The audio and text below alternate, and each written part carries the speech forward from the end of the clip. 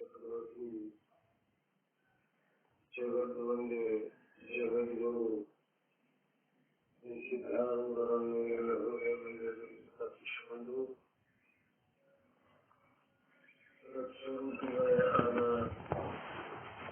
ಪರಮ ಪಾವನಮೂರ್ತಿ ಸದ್ಗುರುಗಳ ದಿವ್ಯ ಪಾದಾರವಿಂದಗಳಲ್ಲಿ ಗ್ರಂಥಕರ್ತರು ಕಾರ್ಯಕ್ಕೆ ಕಾರಣೀಭೂತರು ಆದ ಶ್ರೀ ಸದ್ಗುರು ಶ್ರೀರಾಮ ದೇವರ ಅವರುಗಳಿಗೆ ವಂದಿಸಿ ಪ್ರಸ್ತುತ ಗ್ರಂಥವನ್ನು ಮರಾಠಿ ಭಾಷೆಯಲ್ಲಿ ಅನುವಾದಿಸಿದ ಪೂಜ್ಯ ನೆನೆ ಅವರ ದಿವ್ಯ ಪಾದಾರವಿಂದಗಳಲ್ಲಿ ಕೂಡ ಮಾತು. ಪ್ರಸ್ತುತ ಗ್ರಂಥದಲ್ಲಿ ಪ್ರವೃತ್ತರಾಗಿ ಗ್ರಂಥದಲ್ಲಿ ಹೇಳಲ್ಪಟ್ಟಂತಹ ವಿಷಯವನ್ನು ಯಥಾರ್ಥವಾಗಿ ತಿಳಿದು ಧನ್ಯರಾಗಬೇಕು ಅಂತ ಪ್ರವೃತ್ತರಾದಂತಹ ಎಲ್ಲ ಮಹಾತ್ಮರ ಅಳಿದವರಿಗೆ ಕೊಡಮತ್ತು ಇಂದಿನ ಈ ವಿಷಯದಲ್ಲಿ ಸ್ವಲ್ಪವೇ ನಾವು ಪ್ರವೃತ್ತರಾಗೋಣ. ಮುಂದಿನ ದಿವಸ ಮಂಗಳಾಚರಣೆಯನ್ನು ಮಾಡ್ಕೊಂಡು ಬಂದೆವು. ಯಾವುದೇ ಒಂದು ಶುಭ ಕಾರ್ಯದಲ್ಲಿ ಪ್ರವೃತ್ತರಾಗಬೇಕಾಗಿತ್ತು ಅಂತಂದ್ರೆ ಆ ಕಾರ್ಯ ನಿರ್ವಿಘ್ನವಾಗಿ ಪೂರ್ಣತ್ವವನ್ನು ಪ್ರಾಪ್ತ ಮಾಡಬೇಕಾಗಿತ್ತು ಅಂತಂದ್ರೆ ಅದಕ್ಕೋಸ್ಕರವಾಗಿ ಸಂಬಂಧಿತ ದೇವಿ ದೇವತೆಗಳಾಗಲಿ ಸದ್ಗುರುಗಳನ್ನಾಗಲಿ ಸ್ತುತಿಸುವುದು ನಮ್ಮ ಸಂಸ್ಕೃತಿಯ ವಾಡಿಕೆ. ಆ ವಾಡಿಕೆಗೆ ಅನುಗುಣವಾಗಿ ಈ ಟೀಕಾಕಾರರಾದಂಥವರು ತಮ್ಮದೇ ಆದಂತಹ ಒಂದು ಮಂಗಳಾಚರಣೆಯನ್ನು ಇಲ್ಲಿ ಮಾಡಿಕೊಂಡು ಆ ಮಂಗಳಾಚರಣೆಯ ಪ್ರಯೋಜನ ಏನು ಅಂದ್ರೆ ನಿರ್ವಿಘ್ನ ಸಮಾಪ್ತಿ ಕಾರಣ. ಅಂದ್ರ ಈ ಗ್ರಂಥ ನಿರ್ವಿಘ್ನವಾಗಿ ಮಂಗಳವನ್ನು ಹೊಂದಬೇಕು ಅನ್ನುವಂಥದ್ದೇ ಅಪೇಕ್ಷೆ. ಈ ಮಂಗಳಾಚರಣೆಯಲ್ಲಿ ಏನು ದೃಷ್ಟಾಂತವನ್ನು ಕೊಟ್ಟುಕೊಂಡು ಬಂದಿದ್ದಾರೆ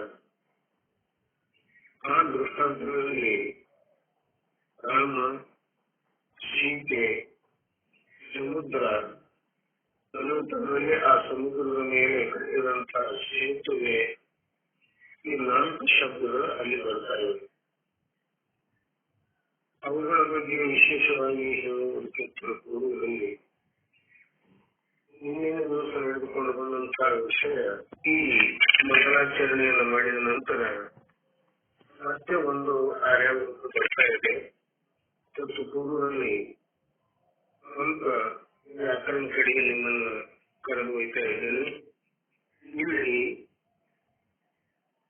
ಏನು ಈ ಶ್ಲೋಕದಲ್ಲಿ ಉಪಮಾನ ಮತ್ತು ಉಪಮೇಯಗಳು ಅಂತ ಬರ್ತಾ ಇದ್ದಾವೆ. ವ್ಯಾಕರಣದಲ್ಲಿ ಉಪಮಾನ ಉಪಮೇಯ ಅಂತ ಬರ್ತಾವ. ಅಂದ್ರ ಇಲ್ಲಿ ಶೀತ ಅಂದ್ರೆ ಏನು? ಶಾಂತಿ, ಶಾಂತಿ ಅಂದರೆ ಶೀತ. ಇಲ್ಲಿ ಅಲಂಕಾರಗಳಲ್ಲಿ ಉಪಮ ಅಲಂಕಾರ, ರೂಪಕ ಅಲಂಕಾರ, ಹಿಂಗ ಅಲಂಕಾರದಲ್ಲಿ ಅನೇಕ ಪ್ರಕಾರದ ಅಲಂಕಾರಗಳದಾವ. ಯಾಕಂದ್ರೆ ದಿವಸ ನಾವು ಹೇಳಿದೆವು, ಜಜತಿ, ಸುಜಾತಿ, ಸುಲಕ್ಷಣ, ಸುವರ್ಣ, ಸರಸ, ಸುಹೃತ್, ಭೂಷಣ ಅಂತ ಎಷ್ಟೇ ಸುಂದರವಾಗಿ ಇದ್ದಾಗ ಕೂಡ ಏನು ಜಜತಿ ಅಂದ್ರೆ ಯಜತಿ, ಸುವರ್ಣ ಅಂದ್ರೆ ಒಳ್ಳೆ ಅಕ್ಷರಗಳಿಂದ ಕೂಡಿಕೊಂಡದ್ದರ ಕಾವ್ಯ ಒಳ್ಳೆ ಒಳ್ಳೆ ಅಕ್ಷರಗಳಿಂದ ರಾಸಬದ್ಧ ಅದ ಅಥವಾ ಆ ಸ್ತ್ರೀಗಳು ಒಳ್ಳೆ ವರ್ಣಂದ್ರ ಬಣ್ಣದಿಂದ ಕೂಡಿಕೊಂಡಿದ್ದಾಗ ಕಾವ್ಯಗಿದ್ದ ಸರಸ ರಸಯುಕ್ತವಾಗಿದ್ದ ಯೌವನದಿಂದ ತುಂಬಿಕೊಂಡಿದ್ದಾಳೆ. ಕಾವ್ಯದಲ್ಲಿ ಸರಸಂದ್ರ ರಸಗಳಿದ್ದವ, ಯಾಗ ವ್ಯವಹಾರದಲ್ಲಿ ಷಡ್ರಸಗಳಿದ್ದವ, ಹಾಗೆ ಕಾವ್ಯದಲ್ಲಿಯೂ ಕೂಡ ರಸ ಅದ. ಆ ರಸದ ನಿಷ್ಪತ್ತಿ ಆಯ್ತು ಅಂದ್ರೆ ನಮಗ ಅನುಭವ ಬರ್ತದೆ. ಆ ಅನುಭವ ಬಂದಾಗ ನಮಗ ಆನಂದ ಆಗಲ್ಲ. ಅಲ್ಲಿನ ರಸಗಳದಾವ, ಏನು ವೀರ ರಸ, ಶೃಂಗಾರ ರಸ, ವೀರ ರಸ, ರೌದ್ರ ರಸ, ವಿಭತ್ಸ ರಸ, ಶಾಂತಿ ರಸ. ಈಗ ಕಾವ್ಯದಲ್ಲಿ ಆದ್ರೂ ಕೂಡ ರಸಗಳಿದ್ದಾವ. ಈ ಜೀವೇಂದ್ರಿಯಗಳಿಗೂ ಕೂಡ 6 ರಸಗಳಲ್ಲಿ ಹೇಳ್ಕೊಂಡು ಬಂದಿದ್ದಾರೆ. ಈಗ ಸರಸ ಸುಬರಲು ಸರಸ ಸುವೃತ್ತ, ಈ ವೃತ್ತಗಳು ಕೂಡ ಆ ಕಾವ್ಯದ ನಿಯಮಕ್ಕೆ ಅನುಗುಣವಾಗಿಯೇ ಕವಿತೆಗಳನ್ನ ಅಥವಾ ಶ್ಲೋಕಗಳನ್ನ ರಚಿಸಲಾಗಿದೆ. ಈಗ ಇದ್ದಾಗ ಯಾವ್ದಾದ್ರು ಕೂಡ ಭೂಷಣಗಳನ್ನು ಏನಾಗಿ, ಭೂಷಣ ಅಂದ್ರೆ ಆಭೂಷಣ ಇಲ್ಲದೆ, ಅಲಂಕಾರವಿಲ್ಲದೆ ಕೆಲವೊಂದು ವಸ್ತುಗಳು ಶೋಭಾಯಮಾನವಾಗುವುದಿಲ್ಲ, ಸುಂದರವಾಗಿ ತೋರುವುದಿಲ್ಲ. ಅವು ಯಾವುವು ಅಂತಂದ್ರ ಕವಿತಾ, ವನಿತಾ, ನಿತ್ತ. ಕವಿತೆ, ಕವಿತೆ ಅಂದ್ರ ಆ ಸಂಕ್ಷಿಪ್ತದಲ್ಲಿ ರಾಸಬದ್ಧವಾಗಿ ಹೇಳಲ್ಪಟ್ಟಂತಹ ಮಾತುಗಳ ಏನದಾನು ಕವಿತೆಗಳು ಅನ್ಸ್ಕೊತವ. ಆ ಕವಿತೆಗೆ ಏನ್ ಬೇಕು? ಅಲಂಕಾರ ಬೇಕು, ಭೂಷಣ ಬೇಕು. ಆನಂತರ ವನಿತಾ ಅಂದ್ರೆ ಸ್ತ್ರೀಯರಿಗೂ ಭೂಷಣ ಬೇಕು. ಸ್ತ್ರೀಯರಿಗೆ ಭೂಷಣ ಯಾಕೆ ಬೇಕು ಅನ್ನೋದಕ್ಕೂ ಶಾಸ್ತ್ರದಲ್ಲಿ ಬೇರೆ ಬೇರೆ ರೀತಿ ಹೇಳ್ತಾರೆ. ಭೂಷಣ ಯಾಕೆ ಬೇಕು? ಸುಂದರ ಇದ್ದಕ್ಕೆ ಎದಕ್ಕೆ ಬೇಕು? ಸುಂದರ ಅಲ್ಲ, ಮತ್ತೆ ಯಾಕೆ ಆಕೆಗೆ ಬೇಕಪ್ಪ? ಆ ಸುಂದರತೆಯನ್ನು ಇವು ಹೆಚ್ಚಿಸ್ತವೇನು ಆಭೂಷಣಗಳು ಅಂತಂದ್ರ ಭೂಷಣ ಪಾಯ ಬಾಧ ಅಂತಂತೂ ಒಂದು ಕಾವ್ಯ ಬರ್ತದ ಶಾಸ್ತ್ರದ. ಕಾವ್ಯಶಾಸ್ತ್ರ ಅಂತೂ ಒಂದು ಶಾಸ್ತ್ರನೇ ಬೇರೆ ಆಗೋದು. ಇವಾಗ ಇರೋ ಅಧ್ಯಾತ್ಮ ಶಾಸ್ತ್ರದ ಕಾವ್ಯಶಾಸ್ತ್ರ, ವ್ಯಾಕರಣ ಶಾಸ್ತ್ರ, ಅಲಂಕಾರ ಶಾಸ್ತ್ರ, ಛಂದಸ್ಸ ಶಾಸ್ತ್ರ ಅಂದ್ರೆ ಬೇರೆ ಬೇರೆ ಬಿಡಿ ಬಿಡಿಯಾಗಿ ಅದನ್ನ ಹೇಳ್ಕೊಂಡ್ ಬಂದಾರೆ. ಆ ಕಾವ್ಯಶಾಸ್ತ್ರದಲ್ಲಿ ಏನ್ ಹೇಳಿದ್ದಾರಂದ್ರೆ ಸುಂದರವಾದ ಸ್ತ್ರೀಯರಿಗೆ ಆಭೂಷಣಗಳ ಅವಶ್ಯಕತೆ ಏನು? ಅದಕ್ಕೆ ಅವ್ರು ಏನ್ ಹೇಳಿದ್ರು, ಸುಂದರವಾದ ಸ್ತ್ರೀಯನ್ನು ನೋಡಿದಾಗ ಕಣ್ಣುಗಳು ಏನ್ ಆಗ್ತಾವ, ಕೆಲವೊಂದು ಕಣ್ಣುಗಳ ಸುಮಾರು ಇರ್ತಾವ, ಕಣ್ಣಿನ ಮೂರ್ತಿಯು ಕೂಡ ಸಿಡಿದು ಬೀಳ್ತದ. ಅಂತ ಸಂದರ್ಭದಲ್ಲಿ ಆ ಕಣ್ಣುಗಳು ಅಪಾಯವನ್ನು ಮಾಡದೇ ಇರಲಿ ಅಂತಂದ್ರ ದೃಢಪದ ಪುಂಶನಕ್ಕೂ ಭೂಷಣಪ್ಪ ಎಂದಾಗ, ದೃಢಪದ ಪುಂಶನಕ್ಕೂ. ಈಗ ಹೊರಗಿನಿಂದ ನಾವು ಬರ್ತೇವೆ, ಮನೆಯಲ್ಲಿ ಪ್ರವೇಶ ಮಾಡ್ತೇವೆ, ಹೊರಗೇನೋ ಮಳೆ ಆಗ್ಯದ, ಕೆಸರಾಗ್ಯದ. ಆ ಕೆಸರುಗಾಲ ಹಾಗೆ ಮನೆಯೊಳಗೆ ತಂದೆವು ಅಂತಂದ್ರ ಮನೆಯೆಲ್ಲ ವರ್ಷ. ಅದಕ್ಕ ಆ ಮನೆ ಬಾಗಿಲುಗಳು ಒಂದು ಮ್ಯಾಟ್ ಅಂತ ಇಟ್ಟಿರ್ತಾರೆ. ಅದಕ್ಕೆ ಪಗಪುಂಚನಿ ಅಂತ ಹಿಂದಿಯೊಳಗೆ ಹೆಸರು. ಅದಕ್ಕ ಪಗ ಅಂದ್ರ ಕಾಲು, ಪುಂಚನಿ ಅಂದ್ರೆ ವರ್ಷದ. ಆ ಕಾಲ ಅಲ್ಲಿ ವರ್ಷಿ ಒಳಗೆ ಬಂದೇವು ಅಂದ್ರೆ ಮನೆ ಹೊಲಸಾಗುದಿಲ್ಲ, ಮನೆಗೆ ಯಾವುದೇ ದೋಷ ಬರುವುದಿಲ್ಲ. ಆಗ ಆ ಸುಂದರವಾದ ಸ್ತ್ರೀಯರಿಗೆ ಆಗಲಿ, ಸುಂದರವಾದ ಕವಿತೆಗೆ ಆಗಲಿ, ಈ ಅಲಂಕಾರಗಳು ಏನು ಇದ್ದಾವ ಅಂತ ಕೇಳಿದಾಗ ಮೃಗ ಪಗ ಪುಂಚನಿ ಇದ್ದಾವ. ಅವುಗಳನ್ನ ಅಂದ್ರೆ ಆ ಆಭೂಷಣಗಳ ಕಡೆ ನಮ್ಮ ದೃಷ್ಟಿ ಹೋಯ್ತಂದ್ರ ಆ ಸುಂದರವಾದಂತ ಸ್ತ್ರೀಯ ಕಡೆಗೆ ನಮ್ಮ ದೃಷ್ಟಿ ಹೋಗುವುದಿಲ್ಲ. ಅಂದ್ರ ನಮ್ಮ ಕೆಟ್ಟ ದೃಷ್ಟಿಗೆ ಆ ಪರಿಣಾಮಕ್ಕೆ, ಕೆಟ್ಟ ದೃಷ್ಟಿಯ ಪರಿಣಾಮಕ್ಕೆ ಅವಳು ಬಲಿ ಆಗುವುದಿಲ್ಲ ಅನ್ನೋ ಉದ್ದೇಶದಿಂದ ಸುಂದರವಾದ ಸ್ತ್ರೀಯರಾದರೂ ಕೂಡ ಆಭೂಷಣಗಳನ್ನು ಧರಿಸಬೇಕು ಅಂತ ಆ ಕಾವ್ಯಶಾಸ್ತ್ರದಲ್ಲಿ ಹೇಳ್ಕೊಂಡು ಬಂದಿದ್ದಾರೆ. ಅದಕ್ಕೆ ಈಗ ಅಲಂಕಾರಗಳು ಅಂತ ಆ ಅಲಂಕಾರದಲ್ಲಿ ಒಂದು ಅಲಂಕಾರದ ಭಾಗ ಉಪಮಾಲಂಕಾರ, ಅನಂತರ ರೂಪಕ ಅಲಂಕಾರ, ಅನನ್ವಯ ಅಲಂಕಾರ, ಈಗ ಅಲಂಕಾರಗಳು ಅನೇಕ ಇದ್ದಾವೆ. ಈಗ ನಮಗೆ ಬೇಕಾದದ್ದು ಒಂದು ಉಪಮಾ ಅಲಂಕಾರ ಅಂತ ತಿಳ್ಕೊಳ್ಳೋಣ. ಪ್ರಸಂಗ ಬಂದಾಗ ಯಾವಾಗ ಬರ್ತೋ ಆ ಅಲಂಕಾರವನ್ನು ಅವಲೋಕವನ್ನು ಉಪಮೆಯನ್ನು ಕೊಟ್ಟರು. ಯಾರು ಆ ಶಾಂತಿ ಅಂದ್ರೆ ಬೇರೆ ಅಲ್ಲ ಮತ್ತು ಆ ಸೀತಾ ಅಂದ್ರೆ ಬೇರೆ ಅಲ್ಲ. ಆ ಸೀತೆಗೆ ಶಾಂತಿಯ ಉಪಮೆಯನ್ನು ಕೊಟ್ಟರು. ಅಂದ್ರ ಅದಕ್ಕೆ ಒಂದು ಕೆಲವೊಂದ್ಸಲ ಎರಡೂ ಒಂದೇ ಅಂತ ಹೇಳುವುದು, ಅದಕ್ಕೆ ಬಿಟ್ಟು ಆಗುತ್ತಿಲ್ಲ. ಅದರಂತೆ ಅದು ಅನ್ನೋದಕ್ಕೆ ಅನನ್ವಯ ಅಲಂಕಾರ ಅಂತ. ಅನನ್ವಯ ಅಲಂಕಾರ ಅಂದ್ರ ಏನು? ಜ್ಞಾನಹು ಭರತ ಭರತ ಸಮಭಾಯಿ. ಭರತನಂತವ ಭರತನೇ ಮತ್ತೊಬ್ಬರಿಲ್ಲ ಅಂತವ್ರು ಅನ್ನುವಂತ ಹೇಳುವುದು. ಅವನಿಗೆ ಅವನೇ ಉಪಮ ಸತ್ಯವಂದ್ರ ಅದಕ್ಕೆ ಅನನ್ವಯ ಅಲಂಕಾರ ಅನ್ನಬೇಕು. ಅವನಿಗೆ ಮತ್ತೊಬ್ಬರದು ಉದಾಹರಣೆ ಸತ್ಯವಂದ್ರ ಅದಕ್ಕೆ ಉಪಮ ಅಲಂಕಾರ ಅನ್ನೋದು. ಮತ್ತೊಬ್ಬರದು ಅಂದ್ರೆ ಶಾಂತಿ ಮತ್ತು ಶೀತ, ಶೀತ ಮತ್ತು ಶಾಂತಿಯನ್ನು ಇದು ಏನ್ ಮಾಡಿದ್ರು? ಉಪಮೆಯನ್ನು ಕೊಟ್ಟರು. ಆ ಉಪಮ ಕೊಟ್ಟು ಏನ್ ಮಾಡಿದ್ರು? ಹೇಳಿದ್ರು. ಮತ್ತೇನ್ ಮಾಡಿದ್ರು? ಇದು ಸೇತುವೆಗೆ, ಆ ಸೇತು ಅದಲ್ಲ, ಆ ಸೇತುವೆಗೆ ಏನಾದ್ರು ಕೊಟ್ರಿ ಅಂತಂದ್ರ ಅಲ್ಲಿ ತತ್ವಬೋಧ ಅನ್ನುವಂಥದ್ದು ಉಪಮ ಕೊಟ್ಟರು. ತತ್ವಬೋಧ ಅನ್ನುವಂತಹ ಸೇತುವೆ, ಆ ತತ್ವಬೋಧ ಅನ್ನುವಂತಹ ಸೇತುವೆಯನ್ನು ಕಟ್ಟಿ ಈ ಭವಸಾಗರ ಅನ್ನುವಂಥದ್ದೇನಂದ್ರೆ ಇದನ್ನ ದಾಟಿ ಹೋಗ್ಬೋದು. ಇಲ್ಲಿ ಭವ ಅಂದ್ರೇನು? ಭವ ಭವತಿ, ಹುಟ್ಟುವುದು ಸಾಯುವುದು ಎಲ್ಲಿ ನಡೀತದ ಅದಕ್ಕೆ ಭವ ಅನ್ನಬೇಕು. ಆ ಭವಕ್ಕೆ ಎದರದು ಕೊಟ್ಟರೆ ಆ ಜಲ, ಆ ಭವಜಲ, ಆ ನೀರಿನಲ್ಲಿ ಇರೋಲ್ಲ, ಸಮುದ್ರದಲ್ಲಿ ಇರೋಲ್ಲ, ಅದರ ಉದ್ಮೆಯನ್ನು ಕೊಟ್ಟರು. ಈಗ ಯಾವುದಕ್ಕೆ ಉಪಮ ಕೊಡ್ತಾರ ಅಂದ್ರೆ ಹೋಲಿಕೆ ಕೊಡ್ತಾರ. ಹೋಲಿಸಿಕೊಳ್ಳುವಂತ ಶಬ್ದ, ಹೋಲಿಕೆ ಕೊಡುವಂತ ಶಬ್ದ ಸ್ವಲ್ಪ ಗಮನದಲ್ಲಿಟ್ಕೊಳ್ಬೇಕು. ಹೋಲಿಕೆ ಕೊಡುವ ಶಬ್ದ, ಹೋಲಿಸಿಕೊಳ್ಳುವ ಶಬ್ದ. ಯಾವುದು ಹೋಲಿಕೆ ಕೊಡ್ತದ ಅಂದ್ರೆ ಇದು ಹೀಗ ಅಂತ ಹೇಳ್ತದ, ಆ ಶಬ್ದಕ್ಕೆ ಏನಬೇಕು ಮತ್ತು ಯಾವುದರ ಬಗ್ಗೆ ಹೇಳ್ತದ ಅದಕ್ಕೆ ಏನಬೇಕು. ಹೋಲಿಸಿಕೊಳ್ಳುವಂತ ಶಬ್ದಕ್ಕ ಉಪಮೇಯ, ಹೋಲಿಕೆ ಕೊಡುವ ಶಬ್ದಕ್ಕ ಉಪಮಾನ. ನಿಮಗೆ ಏನು ಒಂದು ದೃಷ್ಟಾಂತ ಹೇಳಿದ್ರೆ ತಿಳಿತದ. ಯಾರೋ ಒಬ್ರು ಕನ್ಯೆ ನೋಡ್ಲಿಕ್ಕೆ ಹೋಗೋದಿತ್ತು. ಅವ್ರ ಕನ್ಯೆ ನೋಡ್ಲಿಕ್ಕಂತ ಹೋದ್ರು. ಹೋಗುವಾಗ ಒಬ್ಬಾಗ ಅವನಿಗೂ ಹೋಗಬೇಕಾಗಿತ್ತು. ಅದು ಏನೋ ಅನಿವಾರ್ಯ ಕಾರಣದಿಂದ ಅವನಿಗೆ ಹೋಗುವುದು ಆಗಲಿಲ್ಲ. ಇವರು ಹೋಗಿ ಬಂದು ಕನ್ಯೆ ನೋಡಿ ಬಂದರು.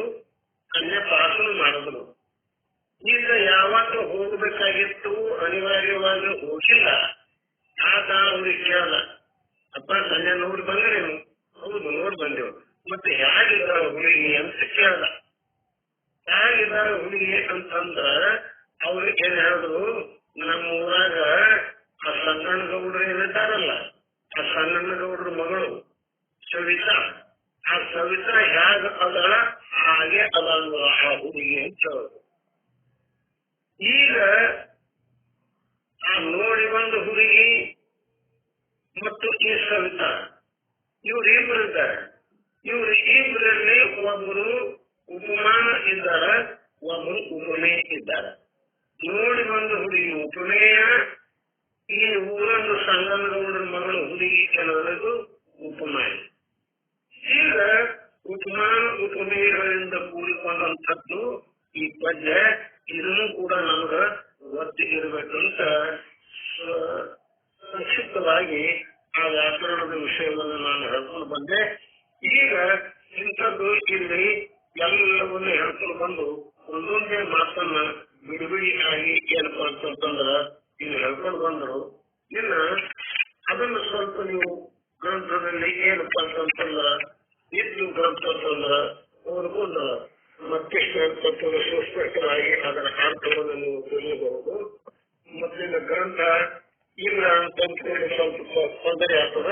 ಅದಕ್ಕೆ ಇಲ್ಲಿ ಏನ್ ಉತ್ತರ ಸರಿ ಅವರು ಇದವಲ್ಲ, ಈ ಶ್ರೀರಾಮ ಅನ್ನುವಂತಹ ಈ ಸದ್ಗುರು ಏನಲ್ಲ ಪರಮ ಶಾಂತಿಯನ್ನ ಪಡೆದಿದ್ದಾರೆ.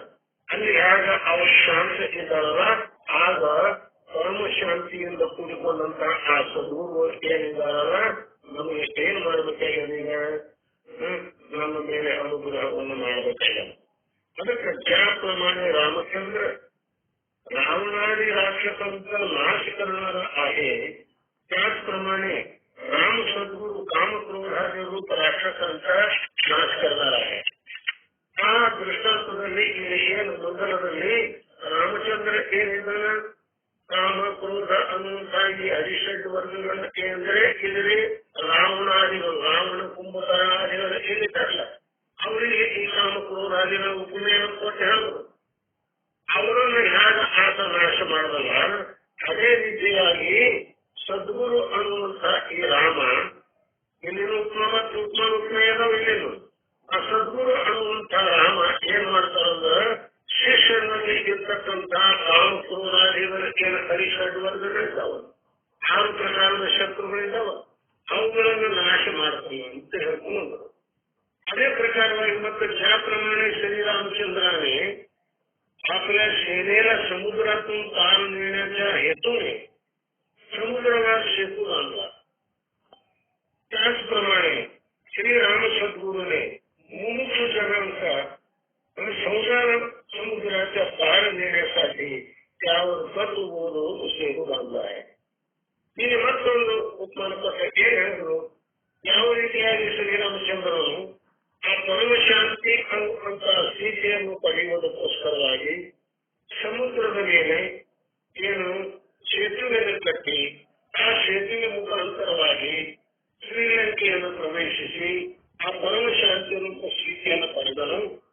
ಅದೇ ರೀತಿಯಾಗಿ ಇಲ್ಲಿ ಸದ್ಗುರುಗಳು ಏನ್ ಮಾಡ್ತಾರೆ ಅಂತ ಕೇಳುವಾಗ ತತ್ವಬೋಧ ಅಂದ್ರೆ ತತ್ವ ಅಂದ್ರೆ ಆ ಪರಮಾತ್ಮ, ಅಂದ್ರೆ ಈ ಜೀವಾತ್ಮ, ಇವರೆಲ್ಲರಲ್ಲಿ ಇರ್ತಕ್ಕಂಥ ಈ ಸಂಬಂಧವನ್ನು ಕಲ್ಪಿಸಿಕೊಳ್ಳುವುದಕ್ಕೋಸ್ಕರವಾಗಿ ಆ ತತ್ವಬೋಧ ಅನ್ನುವಂಥದ್ದು ಸೇತುವೆಯನ್ನು ಕಟ್ಟಲ. ಆಗ ಸಮುದ್ರದ 2 ದಂಡೆಗಳನ್ನ ಕೂಡಿಸಲಿಕ್ಕೆ ಆ ಸೇತು ಆಧಾರ ಆಯಿತು. ಆಗ ಆ ತತ್ವ ಅಂತ ಪರಮ ತತ್ವ ಏನದ, ಚೇತನ ಏನದ, ಬ್ರಹ್ಮ ಸ್ವರೂಪ ಏನದ, ಆ ಸ್ವರೂಪದೊಡನೆ ಈ ತಮ್ಮ ಅನ್ನುವಂತ ಜೀವನ ಐಕ್ಯತ್ವವನ್ನು ಸಾಧಿಸುವುದಕ್ಕೋಸ್ಕರವಾಗಿ ಇಲ್ಲಿ ಯಾವುದು ಸೇತುವೆ, ಆ ಸೇತುವೆ ದೃಷ್ಟಾಂತ ಕೊಟ್ಟಲ್ಲ, ಅದು ಉಪಯೋಗ ಕೊಟ್ಟಲ್ಲ, ಅದು ಯಾವುದು ತತ್ವಬೋಧ. ಅಂದ್ರೆ ತತ್ವ ಅಂತ ಎಡ್ತರಬೇಕು, ತುಂಬ ಅಂತ ಎಡ್ತರಬೇಕು. ಆ ತತ್ವದ ವಾಚ್ಯಾರ್ಥವೇನು ಮತ್ತು ತೊಮ್ಮದ ವಾಚ್ಯಾರ್ಥವೇನು, ತತ್ವದ ಲಕ್ಷ್ಯಾರ್ಥವೇನು ಮತ್ತು ತೊಮ್ಮದ ಲಕ್ಷ್ಯಾರ್ಥವೇನು, ಇವೆಲ್ಲವುಗಳನ್ನು ಬಿಡಿಬಿಡಿಸಿ ಸದ್ಗುರುನಾಥ ಏನೇ ಹೇಳ್ಕೊಟ್ಟ. ಅದಕ್ಕೇನೆ ಏನನ್ಬೇಕು, ತತ್ವಬೋಧ ರೂಪ ಸೇತುವೆ ಅಂತ ಹೇಳ್ಕೊಂಡ್ಬಂದ್ರು. ಆನಂತರ ಮುಂದೆ ಶ್ರೀರಾಮ ज्याप्रमाणे लक्ष्मीच्या योगाने शोभायमान आहे, त्याचप्रमाणे श्री राम सद्गुरु ब्रह्म विद्यादी अनेक सद्गुरु रूप लक्ष्मीच्या योगाने शोभायमान आहे. म्हणून अशा श्रीराम रूप सद्गुरूला मी सादर नमस्कार करतो. ಇಲ್ಲಿ ಏನ್ ಹೇಳ್ತಾರಂತಂದ್ರೆ, ಯಾವ ರೀತಿಯಾಗಿ ಆ ಶ್ರೀರಾಮಚಂದ್ರನು ಶಾಂತಿ ಸ್ವರೂಪವಾದಂತ ಆ ಸೀತೆಯ ಸಂಘದಿಂದ, ಅವರ ಒಡನಾಟದಿಂದ ಅವರಿಗೂ ಕೂಡ ಒಂದು ಶೋಭೆ ಬಂದದಲ್ಲ. ಸೀತೆಯ ಒಡನಾಟದಿಂದ, ಸೀತೆಯ ಸಂಘದಿಂದ ಆ ಶ್ರೀರಾಮನಿಗೂ ಒಂದು ಶೋಭೆ, ಆ ಶೋಭೆ ಬಂದದಲ್ಲ.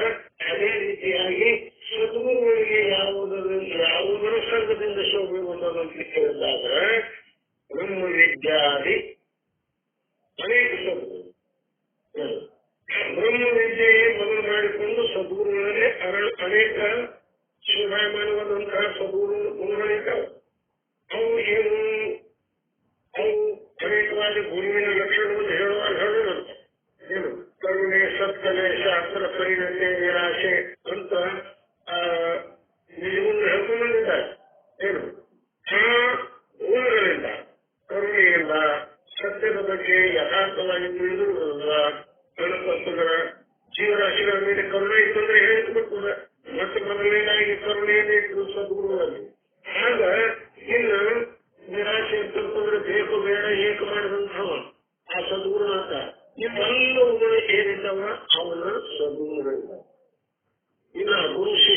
ಅಕ್ಷರಗಳು ಬಂದಾಗ ಹೇಳುವಂತವ್ರನ್ನ ಈಗ ಇದು ಶಾಸ್ತ್ರ ಅನ್ನುವಂಥದ್ದೇನದ ಆ ಶಾಸ್ತ್ರ ಅಥವಾ ಬ್ರಹ್ಮ ವಿದ್ಯಾ ಅನ್ನುವಂಥದ್ದೇ ಆ ಸ್ವಗುರುಗಳಿಗೆ ಒಂದು ಆಭೂಷಣ.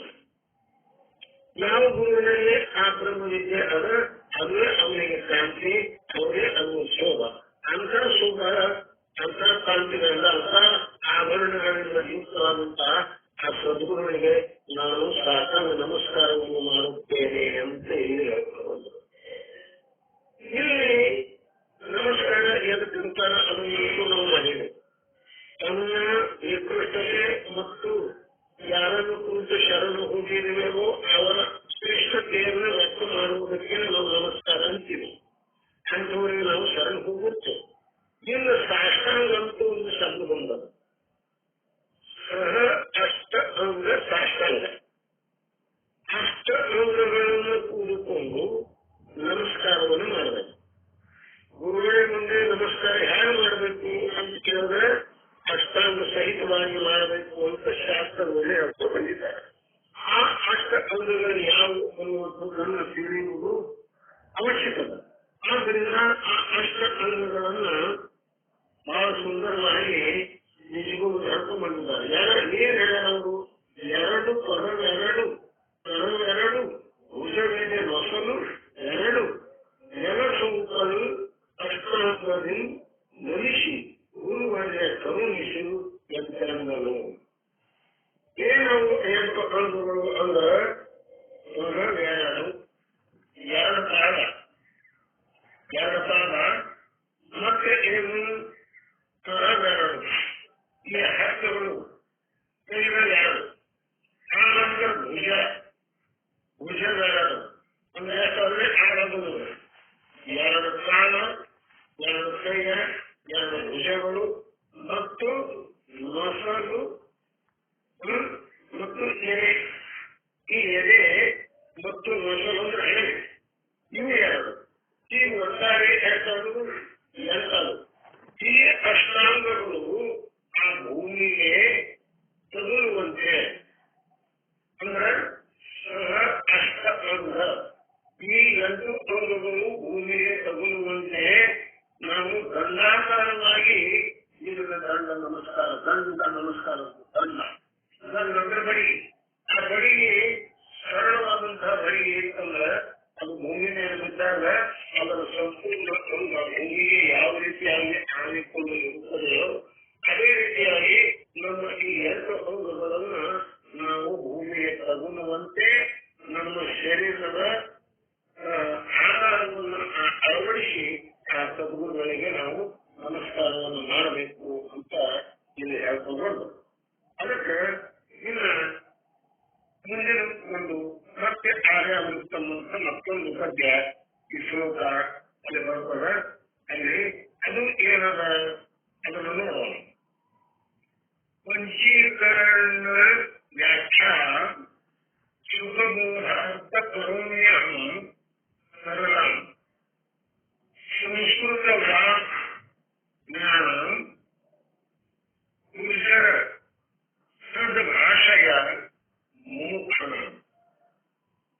ಏನ್ ಹೇಳ್ತಾರೆ ಇದರಲ್ಲಿ? ಇದರ ತಾತ್ಪರ್ಯ ಒಂದೊಂದಾಗಿ ಸ್ವಲ್ಪ ನನ್ನ ಕೈಮುಟ್ಟಿಗೆ ತಿಳಿದಷ್ಟೇ. ಸಂಸ್ಕೃತವನ್ನು ಅಷ್ಟೊಂದು ಬಲ್ಲವನಲ್ಲ.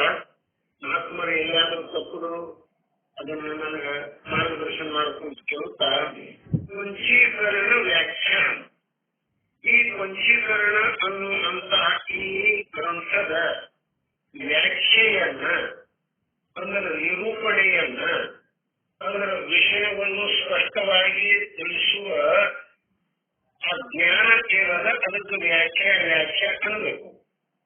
ವ್ಯಾಖ್ಯಾನ ಪಂಚೀಕರಣ ಅನ್ನುವಂಥದ್ದು ಇಲ್ಲಿ ವ್ಯಾಖ್ಯೆ ಮಾಡೋದಿದ್ದೀನಿ ನಾನು. ಅದನ್ನು ಸುಸ್ಪಷ್ಟವಾಗಿ ತಿಳಿಸಲಿಕ್ಕೆ ಪ್ರಯತ್ನ ಮಾಡೋದಿದ್ದೀನಿ. ಅದು ಹೇಗದ ಪಂಚೀಕರಣ ಅಂದ್ರೆ ಸುಖಬೋಧಾರ್ಥ. ಅದರ ಜ್ಞಾನ, ಬೋಧದ ಜ್ಞಾನ ನಾವು ಮಾಡ್ಕೊಂಡೇವು ಅಂದ್ರೆ ನಮಗೆ ಸುಖ ಅನ್ನುವಂಥದ್ದು ಪ್ರಾಪ್ತಿ ಆಗ್ತದೆ. ಆ ಸುಖದ ಬೋಧೆ ನಿಮಗೆ ಆಗಬೇಕು, ಶಿಷ್ಯರುಗಳಿಗೆ ಆಗಬೇಕು.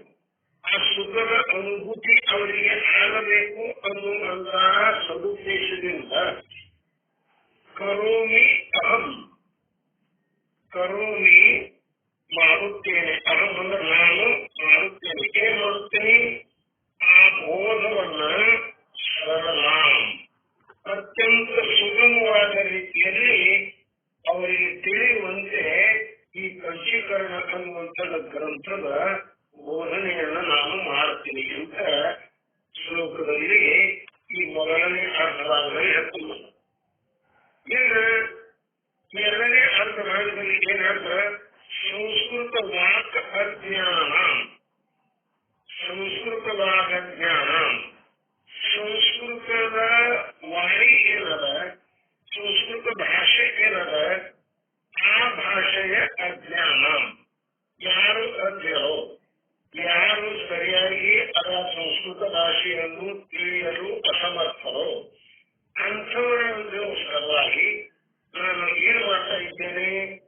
ಗುರ್ಜರ ಭಾಷೆಯ, ಈ ಗುಜರಾತಿ ಭಾಷೆಯಲ್ಲಿ, ಗುರ್ಜರ ಭಾಷೆ ಅಂದ್ರೆ ಗುಜರಾತಿ ಭಾಷೆಯಲ್ಲಿ ಏನು ಮಾಡ್ತೀನಿ? ಅದನ್ನ ಅನುವಾದ ಮಾಡಿ ಆ ಮುಮುಕ್ಷುನಾಂ, ಆ ಮುಮುಕ್ಷುನಾಂ ಅಂದ್ರೆ ಆ ಮುಮುಕ್ಷುಗಳಿಗೆ ನಾನು ಏನ್ ಮಾಡ್ತೇನೆ?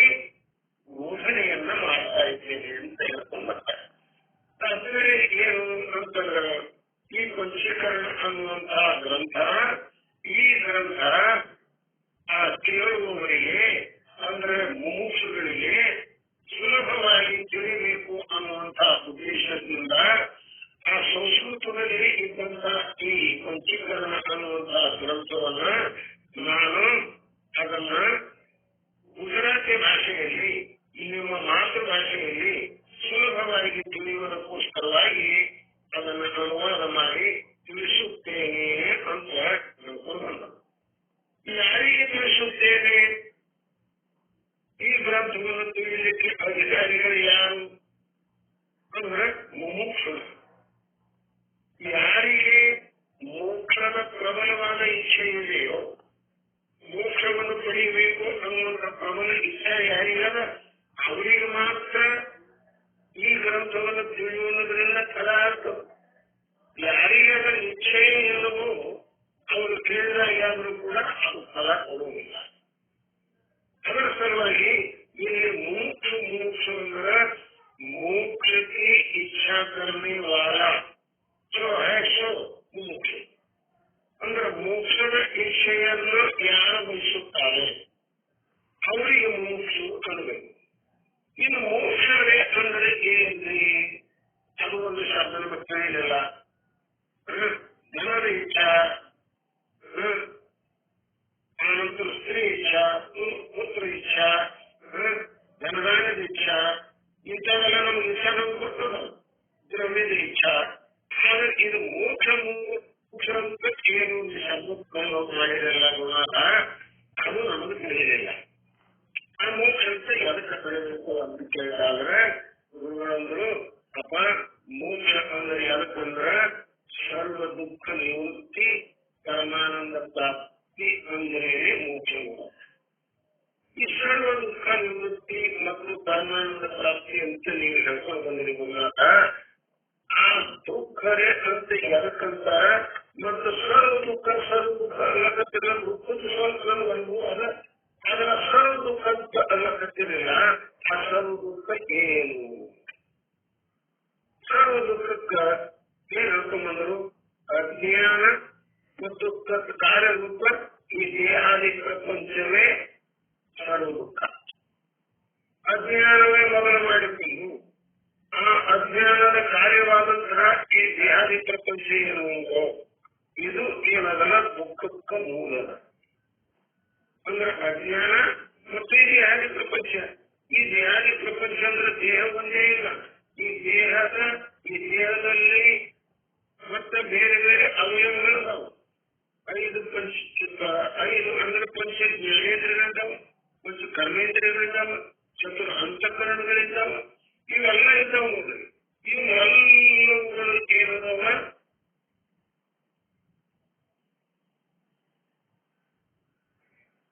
ಅದಕ್ಕೆ ಒಂದು ಪ್ರಯೋಜನ ಅದ. ಅಂದ್ರೆ ಈ ಗ್ರಂಥದಲ್ಲಿ ಪ್ರವೇಶ ಆಗಲಿಕ್ಕೆ ಯಾರು ಅಧಿಕಾರಿಗಳಪ್ಪ?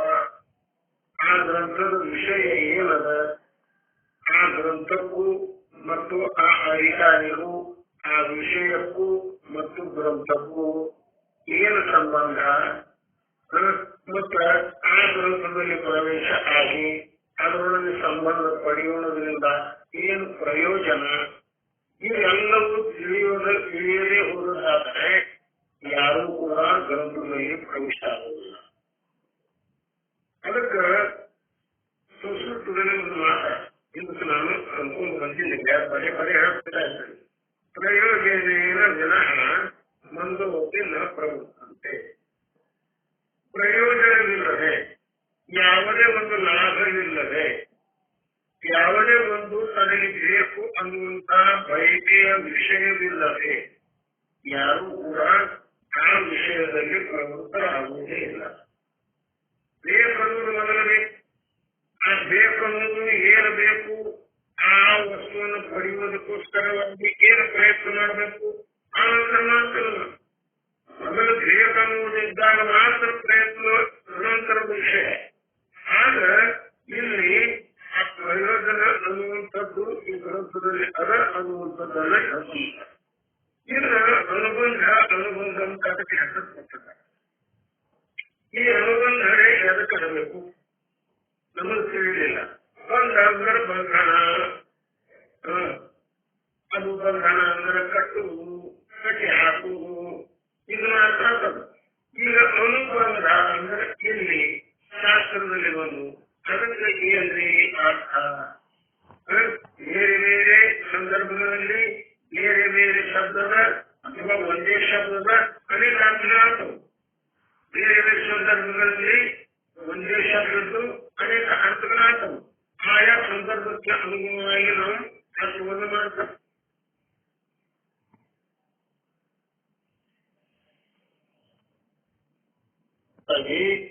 ಏನು ಶಾಸ್ತ್ರದಲ್ಲಿ ಪ್ರವೇಶ ಮಾಡ್ತಾನಲ್ಲ, ಆ ಮಾಡುವ ಪ್ರಕ್ರಿಯೆ ಏನು ಉಂಟು ಅದಕ್ಕೆ ಅನುಬಂಧ ಅನ್ನಬೇಕು. ಇನ್ನು ಎರಡನೇ ಮಾತು ಅದಕ್ಕೆ ಅರ್ಥ ಕೊಟ್ಟರು. ಗ್ರಂಥದಲ್ಲಿ ಪ್ರವೃತ್ತಿಯನ್ನುಂಟು ಮಾಡುವ ಜ್ಞಾನಕ್ಕೆ ವಿಷಯವಾದದ್ದು. ಗ್ರಂಥದಲ್ಲಿ ಪ್ರವೃತ್ತಿ ಉಂಟು ಮಾಡಲಿಕ್ಕೆ ಯಾವ ಜ್ಞಾನ ಬೇಕೋ ಆ ಜ್ಞಾನಕ್ಕೆ ಏನೇನು ವಿಷಯಗಳು ಉಂಟು ಅವುಗಳಿಗೆ ಅನುಬಂಧ ಅನ್ನಬೇಕು. ಅವು ಯಾವದವರಿ, ಅವು ವಿಷಯಗಳಲ್ಲಿ ಯಾವದವ, ಅವು ನಾಲ್ಕದವ. ಅವು ನಾಲ್ಕದವ. ಇನ್ನು ಈ ಶಾಸ್ತ್ರದಲ್ಲಿ ಪ್ರವೇಶ, ನಾವು ಶಾಸ್ತ್ರ ಹೇಳ್ತೇವೆ, ನಾವು ಶಾಸ್ತ್ರ ಕೇಳ್ತೇವೆ, ಶಾಸ್ತ್ರ ಬರ್ತಿದ್ದೆವು, ಗುರುಗಳು ದಿನಾಲು ಮಠದಲ್ಲಿ ಶಾಸ್ತ್ರ ಹೇಳ್ತಾರೆ ಅಂತ ನಾವು ಯಾವಾಗಲೂ ಆ ಶಾಸ್ತ್ರ ಅನ್ನುವಂಥ ಶಬ್ದದ ಬಳಕೆಯನ್ನು ಪದೇ ಪದೇ ಮಾಡ್ತೇವೆ. ಆದ್ರೆ ಶಾಸ್ತ್ರ ಅಂದ್ರೆ ಏನು, ಶಾಸ್ತ್ರ ಅಂತ ಎದಕ್ಕೆ ಅನ್ನಬೇಕು, ಅದನ್ನು ಸ್ವಲ್ಪ ತಿಳಿಬೇಕು. ಅಂದ್ರೆ ಶಾಸ್ತ್ರ ಅಂದ್ರೆ ಏನ್ರಿ, ಅದು ಹೆಸರಿರ್ತದೆ, ಅದನ್ನು ಸ್ವಲ್ಪ ನಮ್ಮ ತಿಳಿಸಿಕೊಡ್ರಿ ಅಂತಂದಾಗ ಶಾಸ್ತ್ರಕ್ಕೆ ವ್ಯಾಖ್ಯಾನ ಮಾಡಿ ಏನು ಜ್ಞಾಪಕತ್ವ ಶಾಸ್ತ್ರ. ನಮಗೆ ನಾವು ಮಾಡಿಕೊಡುವುದು ಯಾವುದು ನಮಗೆ ವಿಷಯವನ್ನ ಶಾಸ್ತ್ರವಾಗಿ ಯಾವುದು ತಿಳಿಸಿಕೊಡು. ಈ ಶಾಸ್ತ್ರದಲ್ಲಿ ಅನೇಕ ಪ್ರಕಾರ ಶಾಸ್ತ್ರಗಳು, ಆ ಶಾಸ್ತ್ರಗಳಲ್ಲಿ ಇಲ್ಲಿ ನಮಗೆ ಯಾವುದಪ್ಪ ಇದು, ಅದು ಅದ್ವೈತ ಶಾಸ್ತ್ರ, ಅದ್ವೈತ ಶಾಸ್ತ್ರ. ಇದು ಶಾಸ್ತ್ರ ಶಾಸ್ತ್ರ ಅದಾವ. ಸೈನ್ಸದ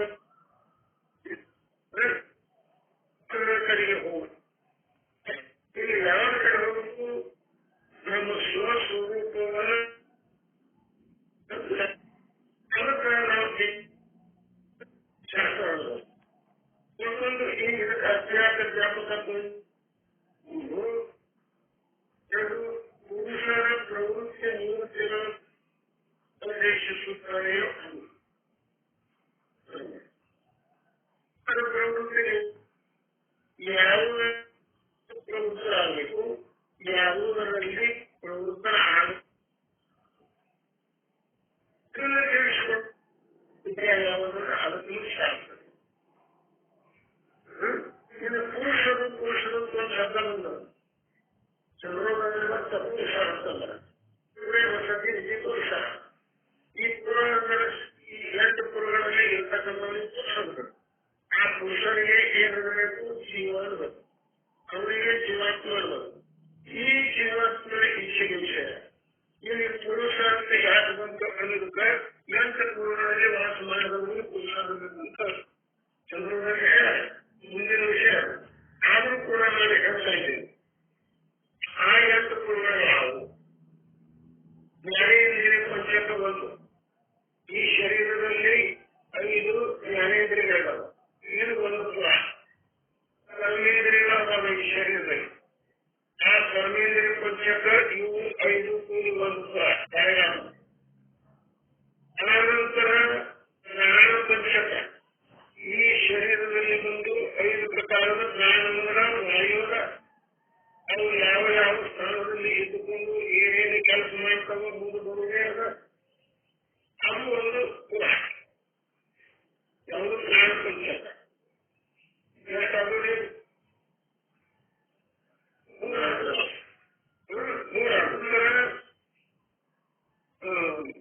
ಪಂಚಮಹಾಭೂತಗಳು. ಪಂಚಮಹಾಭೂತಗಳು ಇದೊಂದು ಪುರ. ಆನಂತರ ಅಂತಃಕರಣ ಚತುಷ್ಟಯ ಇದೊಂದು ಪುರ. ಎಷ್ಟಾದರೂ 5. ಆನಂದ ವಿದ್ಯೆ, ಕಾಮ ಮತ್ತು ಕರ್ಮ ಇವು 3. ಅವು 5. ಈಗ 8 ಪುರದಲ್ಲಿ ಇವೆಲ್ಲ ಎಲ್ಲದವ? ಈ ಶರೀರದಲ್ಲೇ ಅದಾವ. ಮತ್ತೆ ಆ ತಿಳುವಳಿಕೆ ಅನ್ನುವಂಥದ್ದು, ಆತ್ಮ ಅನ್ನುವಂಥದ್ದು ಏನದ ಈ ಶರೀರದಲ್ಲೇ ಅದ. ಅಂದ್ರೆ ಈ 8 ಪುರದಲ್ಲಿ ಯಾವತ್ತೂ ವಾಸ ಮಾಡಿರುವನು ಅವನಿಗೆ ಏನಾಗಬೇಕು? ಪುರುಷ ಪುರುಷ ಆಗಬೇಕು. ಆ ಪುರುಷ ಅಂದ್ರೆ ಆ ಜೀವಾತ್ಮ ಅವನ ಪ್ರವೃತ್ತಿ ಮತ್ತು ನಿವೃತ್ತಿಗಳನ್ನು ಯಾವುದರಲ್ಲಿ ಪ್ರವೃತ್ತಿ ಆಗಬೇಕು, ಯಾವುದರಲ್ಲಿ ಪ್ರವೃತ್ತಿ ಆಗಬಹುದು ಅನ್ನುವಂಥದ್ದನ್ನು ತಿಳಿಸಿಕೊಳ್ಳುವುದಕ್ಕೆ ಹೇಳ್ತೀವಿ ನಾವು ಶಾಸ್ತ್ರ ಅಂತ. ಈಗ ಈ ಶಾಸ್ತ್ರದಲ್ಲಿ ಯಾವ ಪ್ರವೃತ್ತಿ ಆಗ್ತಾನ ಅವನಿಗೆ ಮುಮುಕ್ಷು ಅಂತ. ಅಂದ್ರೆ ಇದರ ಪ್ರಯೋಜನ ಏನದ? ಅವ ಮುಕ್ತನಾಗಬಯಸ್ತಾನ. ಇವು ಏನು 8 ಪುರಗಳಲ್ಲ, ಈ 8 ಪುರಗಳಿಂದ ನನಗೆ ಮುಕ್ತಿ ಆಗ. ಇವು ಏನದವ? ದುಃಖದ ಹೇತು ಅದಾವ. ಈ ದುಃಖದ ಹೇತು ಆದಂತಹ ಈ 8 ಪುರಗಳಿಂದ ನಾನು ಹೋಗಬೇಕು. ಅದಕ್ಕೆ ಹೇಳ್ತಾರೆ, ಸಾಕಾಯಿತು ಈ ಊರಲ್ಲ ತನ್ನ ದೇಶಕ್ಕೆ ಹೋಗುವ ಬಾರಲ್ಲ. ಅಂದ್ರೆ ಈ ಊರ ಈ 8 ಪುರಗಳು ನಮ್ಗೆ ಸಾಕಾದು. ಯಾಕೆ ಸಾಕಾದು? ಇವು ದುಃಖ ಕೊಡ್ತಕ್ಕಂತ ಸಾಕಾದು. ಯಾಕಂದ್ರೆ ಸುಖದ ಸ್ವರೂಪದ ಸುಖ ಕೊಟ್ಟಿದ್ದು ನಾವು ಸಾಕಾಗುದ್ರೆ ಅದು ಬೇಗ ಆಗ್ತದೆ. ಆದ್ರೆ ನೀವು ದುಃಖ ಕೊಡ್ತಾವಂತ ತಿಳ್ಕೊಂಡೆ ನಾಲ್ಕುವರೆಗೆ ಏನ್ ಮಾಡಿದ್ರು, ಇದಕ್ಕೆ ಊರಿಗೆ ಹೋಲಿಸಿ ಇದು ಸಾಕಾಯ್ತು, ಈಗ ನಾವು ಮತ್ತೊಂದು ಊರಿಗೆ ಹೋಗಬೇಕು. ಆ ಮತ್ತೊಂದು ಊರು ಯಾವುದು? ಅದು ಮೋಕ್ಷ ಅನ್ನುವಂಥದ್ದು. ಆ ಊರಿಗೆ ನಾವು ಹೋಗುವ ಅಂತ ಹೇಳ್ಕೊಂಡಲ್ಲ. ಆಗ ಅಂತ ಇಚ್ಛೆಯನ್ನ ಯಾವಾಗಲೂ ಮಾಡುವನು ಅಥವಾ ಯಾವ ಪುರುಷನು ಮಾಡುವನು ಅಥವಾ ಯಾವ ಜೀವನು ಮಾಡುವನು ಅವನಿಗೆ ಏನು ಅನ್ನಬೇಕು ಅಂದ್ರೆ ಮುಮುಕ್ಷು ಅಲ್ಲ. ಅವನಿಗೆ ಮುಮುಕ್ಷು ಅನ್ನಬೇಕು. ಅಂತ ಮುಮುಕ್ಷು ಆನಂದವ ಈ ಗ್ರಂಥದಲ್ಲಿ ಪ್ರವೇಶ ಆಗಬೇಕಾಗಿತ್ತು ಅಂದ್ರ ಅವನ ಮೊದಲು ಏನು ಆಗಬೇಕು? ಅವನ ಅಧಿಕಾರಿ ಇರಬೇಕು. ಆ ಪುರುಷ ಗ್ರಂಥಕ್ಕೆ ಅಧಿಕಾರಿ ಇರಬೇಕು. ಗ್ರಂಥದಲ್ಲಿ ಪ್ರವೇಶ ಆಗಲಿಕ್ಕೆ ಅಧಿಕಾರಿ ಇರಬೇಕು. ಮತ್ತೆ ಆ ಅಧಿಕಾರ ಅವನಲ್ಲಿ ಇರಲಿಲ್ಲಂದ್ರ ಆ ಪ್ರವೃತ್ತಿ ಆದಾಗ್ಯಾದರೂ ಕೂಡ ಅವನಿಗೆ ಅದರ ಫಲ ಸಿಗುವುದಿಲ್ಲ. ಆದ್ರಿಂದ ಏನ್ ಮಾಡ್ಕೊಂಡ್ಬಂದ್ರು? ಈ ಅಧಿಕಾರಿ ವಿಷಯ ಪ್ರಯೋಜನ ಅನ್ನುವಂತ ಈ 4 ಪ್ರಕಾರದ ಅನುಬಂಧಗಳನ್ನ ಈ ಗ್ರಂಥದ ಆರಂಭದಲ್ಲಿ ಸದ್ಗುರುಗಳು ಹೇಳ್ಕೊಂಡ್ಬಂದರು. ಅವರು ಪ್ರಯೋಜನದಿಂದ ಏನಾಗ್ತದೆ ಅಂತ ಕೇಳಿದ್ರೆ, ನಾವು ಯಥಾರ್ಥವಾಗಿ ಅಧಿಕಾರಿ ಆಗ್ತೇವೆ ಮತ್ತು ವಿಷಯ ಏನದ ಅನ್ನೋದು ತಿಳಿತೇವೆ. ಆ ಸಂಬಂಧವನ್ನು ಯಾವ ರೀತಿಯಾಗಿ ಮಾಡ್ಕೋಬೇಕು ಅನ್ನೋದು ತಿಳಿತದ. ಅದರಿಂದ ನಮಗೆ ಪ್ರಯೋಜನ ಆಗ್ತದೆ. ಅದಕ್ಕೆ ಇಲ್ಲಿ ಈ ಅಧಿಕಾರಿ, ವಿಷಯ, ಸಂಬಂಧ ಮತ್ತು ಪ್ರಯೋಜನ ಅನ್ನುವಂತಹ 4 ಪ್ರಕಾರದ ಅನುಬಂಧ ಚತುಷ್ಟಯಗಳನ್ನು ಒಂದೊಂದಾಗಿ ಇಲ್ಲಿ ಸದ್ಗುರುಗಳು ಹೇಳ್ತಾರೆ. ಇನ್ನು ಮೊದಲನೆಯದಾಗಿ ಅಧಿಕಾರಿ ಅಂತ ಯಾರಿಗೆ ಅನ್ನಬೇಕು ಅನ್ನುವಂಥದ್ದನ್ನು ಹೇಳ್ತಾರೆ. ಯಾರಿಗೆ ಅಧಿಕಾರಿ ಅನ್ನಬೇಕು? ಆತ್ಮ ಮತ್ತು ಅನಾತ್ಮ. ಆತ್ಮ ಯಾವುದು ಮತ್ತು ಅನಾತ್ಮ ಯಾವುದು ಅಂದ್ರೆ ಸತ್ಯ ಯಾವುದು, ಮಿಥ್ಯೆ ಯಾವುದು ಅಂದ್ರೆ ವಿಕಾರ ಅಬಾಧಿತವಾದಂತಹ ವಸ್ತು ಯಾವಾಗದ ಮತ್ತು ದಾನ ಅನ್ನುವುದು ಯಾವಾಗ. ಇದನ್ನು ತಿಳಿಯುವುದು, ಇದರ ವಿವೇಕ ಯಾರಿಗೆ ಇರ್ತದ ಅನ್ನೋ ಅಧಿಕಾರಿ. ಯಾಕ್ರಿ ಆತ್ಮ ಅಂತ ಎದಕ್ಕಬೇಕು, ಅನಾತ್ಮ ಅಂತ ಎದಕ್ಕಬೇಕು ಮತ್ತೆ ನಾವು ಅಂತದ್ದು ಮುಂದೆ. ಇನ್ನು ಆತ್ಮ ಮತ್ತು ಅನಾತ್ಮ ಇವುಗಳನ್ನು ತಿಳಿಯುವಂಥದ್ದು ಏನದ ಆ ತಿಳುವಳಿಕೆಗೆ ವಿವೇಕ ಅಂತಾರೆ. ಆ ವಿವೇಕ ಅವರಲ್ಲಿ ಇರಬೇಕು. ಅಂದ್ರ ಅವರಿಗೆ ಅಧಿಕಾರ ಇರ್ತದೆ. ಅಂದ್ರೆ ಇದು ಒಂದೇ ಗುಣ ಇದ್ರ ಸಾಕು ಅಂತ ಕೇಳಿದ್ರೆ ಇಲ್ಲಪ್ಪ, ಇನ್ನೂ ಕೆಲವೊಂದು ಗುಣಗಳು ಅವನಲ್ಲಿ ಇರಬೇಕು. ಅದು ಯಾವುದು? ಇನ್ನು ವೈರಾಗ್ಯ ಅನ್ನೋದನ್ನು ಇರಬೇಕು. ಒಂದು ಆತ್ಮ ಅನಾತ್ಮದ ವಿವೇಕ, ಎರಡನೇದು ವೈರಾಗ್ಯ, ಆಯ್ತು. ಇನ್ನು ಮೂರನೇದು ಶಮ ಸಮಾಧಿ ಷಟ್ ಸಂಪತ್ತಿ. ಶಮ, ದಮ ಮತ್ತೊಂದ ಉಪರತಿ, ತಿತಿಕ್ಷಾ, ಶ್ರದ್ಧಾ, ಸಮಾಧಾನ. ವಿಶ್ವದ ಮೊದಲು ಆಗಿರೋದು ಇವನ್ನ ಅವರಲ್ಲಿ ಇರಬೇಕು. ಇವು 6 ಪ್ರಕಾರದ್ದು ಸಂಪತ್ತಿ ಅಂತ ತಿಳ್ಕೊಂಡ್ರೆ ಅವನು ಅವನಲ್ಲಿರ್ಬೇಕು. ಮತ್ತೆ ಏನಿರ್ಬೇಕು? ಇವೆಲ್ಲ ಇದ್ದುಕೊಂಡು ಮೋಕ್ಷದ ಇಚ್ಛಾನು ಇರಬೇಕು. ಈಗ 4 ಗುಣಗಳು ಎಷ್ಟು? 4. ಈ 4ರಲ್ಲಿ ಮತ್ತೆ ಒಂದೊಂದು ಮೇಲೆ ಒಂದು 9 ಆಗಿ ಹೋಗ್ತಾರೆ. ಈ 6 ಸಮಾಧಿ ಸಂಪತ್ತಿ ಒಂದು 6, ಆತ್ಮ ಅನಾತ್ಮದ ವಿವೇಕ ಒಂದು 7, ವೈರಾಗ್ಯ ಒಂದು 8, ಮೋಕ್ಷದ ಇಚ್ಛೆ ಒಂದು 9. ಈಗ 9 ಗುಣಗಳಿಂದ ಕೂಡಿಕೊಂಡವ ಯಾವ ಇದ್ದಾನ ಅವನಿಗೆ ಅಧಿಕಾರಿ ಅನ್ನಬೇಕು. ಉಳಿದವರಿಗೆ ಅಧಿಕಾರಿ ಅನ್ಕೂಡುದು. ಎದಕ್ಕೆ ಅಂತಂದ್ರ ಈ ಗ್ರಂಥದಲ್ಲಿ ಪ್ರವೇಶ ಆಗಿದೆ, ಪ್ರಕರಣ ಗ್ರಂಥದಲ್ಲಿ ಪ್ರವೇಶ ಆಗಿದೆ. ಅಧ್ಯಾತ್ಮ ಬೋಧವನ್ನು ಮಾಡಿಕೊಡ್ತಕ್ಕಂತಹ ಯಾವುದೇ ಒಂದು ಗ್ರಂಥ ಏನಾದ, ಬ್ರಹ್ಮಾತ್ಮರ ಐಕ್ಯತ್ವವನ್ನು ಬೋಧ ಮಾಡತಕ್ಕಂತಹ ಯಾವುದೇ ಒಂದು ಗ್ರಂಥ ಅದ, ಅದಕ್ಕೆ ಪ್ರಕರಣ ಗ್ರಂಥ ಅನ್ನಬೇಕು. ಅಂತಹ ಗ್ರಂಥದಲ್ಲಿ ಪ್ರವೇಶ ಆಗಲಿಕ್ಕೆ ಈ 4 ಗುಣಗಳು ಯಾವುದರಲ್ಲಿ ಅದಾವಲ್ಲ ಅವನಿಗೆ ಏನು ಅನ್ನಬೇಕು ಅಂತ ಕೇಳಿದ್ರೆ ಅಧಿಕಾರಿ ಅಂತ ಅನ್ನಬೇಕು. ಇನ್ನು ಈ 4 ಗುಣಗಳಂದ್ರೆ ಇಲ್ಲಿ ಒಟ್ಟಾರೆ ಇಲ್ಲಿನ ಒಂದೊಂದನ್ನ ಇಲ್ಲಿ ನಾವು ತಿಳ್ಕೊಂಡ್ಬಿಟ್ಟೆ. ಇದರಲ್ಲಿ ಬೇರೆ ಬೇರೆ ರೀತಿಯಲ್ಲಿ ಹೇಳ್ಕೊಂಡ್ಬಂದರು. ಇಲ್ಲಿ ಬೇರೆ ರೀತಿಯಲ್ಲಿ ಹೇಳಿದ್ದಾರೆ. ಬೇರೆ ಬೇರೆ ಗ್ರಂಥಗಳು ಬೇರೆ ಬೇರೆ ರೀತಿಯಲ್ಲಿ ಹೇಳಿದ್ರು. ಮನ ವಿಕ್ಷೇಪ ಜಾತಿಯ ನಹಿ किंतु एक अज्ञान साधन सहित नर अधिकृतम मत्स्यो अधिकृतम ज्ञान ಅಂತ ಹೇಳ್ಕೊಂಡು ಮನದೋಷ ವಿಕ್ಷೇಪ ದೋಷ ಇಲ್ಲವೋ ಅಲ್ಲಿ ಹೆಚ್ಚಿಗೆ ಹೇಳ್ಕೊಂಬಂದ್ರು ನೋಡಿ. ಯಾರು ಮನದೋಷದ ವಿಕ್ಷೇಪ ದೋಷ ಎರಡನೇ ಯಾವುದಲ್ಲಿಲ್ಲ. ಮನದೋಷ ಅಂತಂತಂದ್ರೆ ಪಾಪದ ವಿಚಾರ ಅವನಲ್ಲಿ ಸುಳಿಯುವುದೇ ಇಲ್ಲ. ಅವನಲ್ಲಿ ಯಾವುದೇ ಪ್ರಕಾರದ ಪಾಪದ ವಿಚಾರಗಳು ಬರುವುದಿಲ್ಲ. ಮತ್ತು ಯಾವನ ಮನುಷ್ಯ ಹೇಳದಂಗೆ ಕೇಳ್ತಾನೆ, ನಮ್ಮ ಹೇಳ್ದಂಗೆ ಕೇಳ್ತಾನೆ. ವಿಕ್ಷೇಪ ಇಲ್ಲ, ಸಂಜನತೆ ಇಲ್ಲ. ಅದು ಬೇಕು ಇದು ಬೇಕು ಅಂತ ಯಾವಾಗಲೂ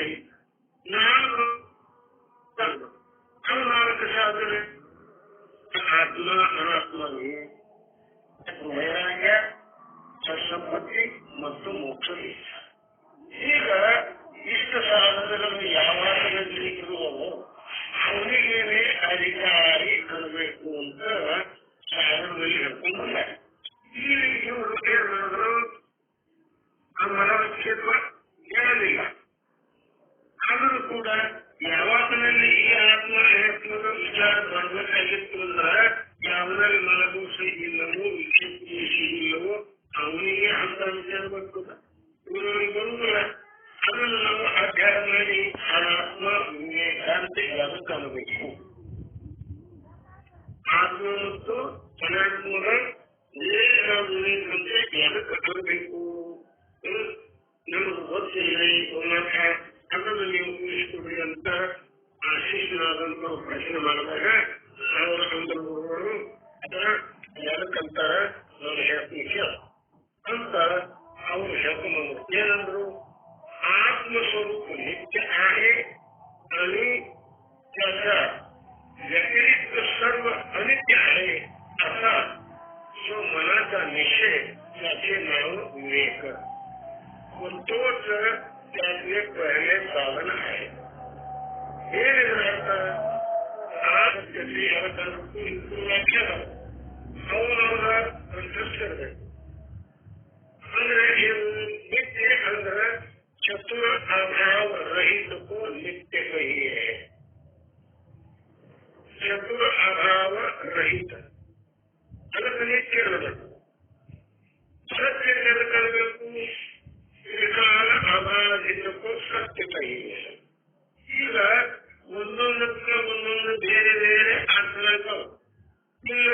ಇನ್ನು ಚತುರ ಅಭಾವ ಅಂದ್ರೆ ಯಾಕಂತಾರ ಮತ್ತೊಂದು ಬಂದ್ರೆ ಅದು ನಮ್ಗೆ ಗೊತ್ತಿಲ್ಲ. ಯಾಕ ಶುರುವಾತಿ ಹಿಡ್ಕೊಂಡ್ರೆ ಎಲ್ಲನೇ ಶಾಸ್ತ್ರದಲ್ಲಿ ಹತ್ತು ಬಂದ್ರಲ್ಲ ಅವೆಲ್ಲವೂ ಬರ್ತಾವ. ಅವನ್ನ ಸ್ವಲ್ಪ ನಾವು ಸ್ವಲ್ಪ ಅವ್ರು ಅರ್ತಿರ್ಬೇಕು. ಇನ್ನು ಚತುರ ಅಭಾವ ರಹಿತ ಅದಕ್ಕೆ ನಿತ್ಯ ಅಂತ ಕೇಳ್ಕೊಂಡಾಗ ಆ ಅಭಾವಗಳು ಯಾವುವು ಅಂತಂದ್ರೆ ಅವು 4 ಪ್ರಕಾರದ ಅಭಾವಗಳಲ್ಲಿ ಹೇಳ್ಕೊಂಡು ಅವು ಯಾವುವು? ಪ್ರಾಕ ಅಭಾವ, ದೋಷ ಅಭಾವ, ಅನ್ಯೋನ್ಯ ಅಭಾವ ಮತ್ತು ಅತ್ಯಂತ ಅಭಾವ. ಈಗ 4 ಅಭಾವಗಳನ್ನ ಶಾಸ್ತ್ರದಲ್ಲಿ ಹೇಳ್ಕೊಂಡಿದ್ದಾರೆ. ಇನ್ನು ಅವುಗಳಿಗೆ ಸಂಕ್ಷಿಪ್ತವಾಗಿ ಹೇಳೋದಲ್ಲ, ಬೇಕಾದವರು ಅದನ್ನು ಬರ್ಕೊಳ್ಬಹುದು ಅಥವಾ ನೆನಪು ಇಟ್ಕೊಳ್ಬಹುದು. ಮೊದಲನೇದು ಪ್ರಾಕ್ ಅಂದ್ರೆ ಮೊದಲು, ಪ್ರಾಕ್ ಅಂದ್ರೆ ಹಿಂದೆ, ಅಭಾವ ಅಂದ್ರೆ ಯಾವುದೇ ಒಂದು ವಸ್ತುವಿನ ಉತ್ಪತ್ತಿ ಆಗುವುದಕ್ಕಿಂತಲೂ ಪೂರ್ವದಲ್ಲಿ ಆ ವಸ್ತುವಿಂದು ಅಭಾವ ಇರ್ತದ. ಆ ವಸ್ತು ಅಭಾವ ಇರ್ತದಂದ್ರೆ ಆ ವಸ್ತು ಇರುವುದಿಲ್ಲ. ಯಾವುದೇ ಒಂದು ಘಟ ಅದ, ಆ ಘಟ ಕುಂಬಾರ ಆ ಕೊಡವನ್ನು ಮಾಡುವುದಕ್ಕಿಂತಲೂ ಪೂರ್ವದಲ್ಲಿ ಕೊಡ ಇರುವುದಿಲ್ಲ. ಯಾವಾಗ ಆದ ಕೊಡ ನಿರ್ಮಾಣ ಮಾಡಿದ ಅವಾಗ ಆ ಕೊಡದ ಉತ್ಪತ್ತಿ ಆಯ್ತು. ಆ ಉತ್ಪತ್ತಿ ಪೂರ್ವದಲ್ಲಿ ಏನು ಕೊಡದ ಅಭಾವ ಇತ್ತು ಅದಕ್ಕೆ ಪ್ರಾಕ ಅಭಾವ, ಪ್ರಾಕ ಅಭಾವ ಇದು.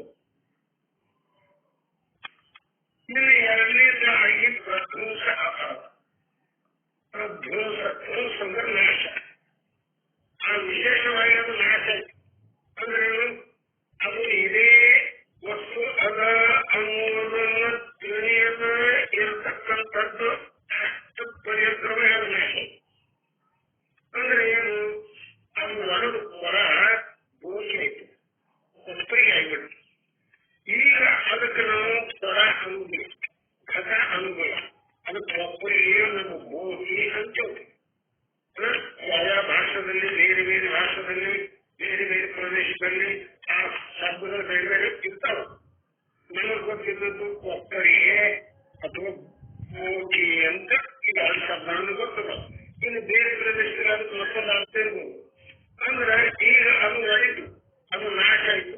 ಆ ನಾಶವಾದ ನಂತರ ಏನು ಅಭಾವ ಇರ್ತದ, ಆ ಘಟದ ಅಭಾವ ಆಯ್ತು, ಆ ಘಟ ಇಲ್ಲದಂತೆ ಆಯ್ತು. ಆ ಅಭಾವ ಪ್ರಧ್ವಂಸ ಅಭಾವ ಅನ್ನಬೇಕು. ಇನ್ನು ಅನ್ಯೋನ್ಯ ಅಭಾವ ಅಂತ ಬರ್ತದೆ.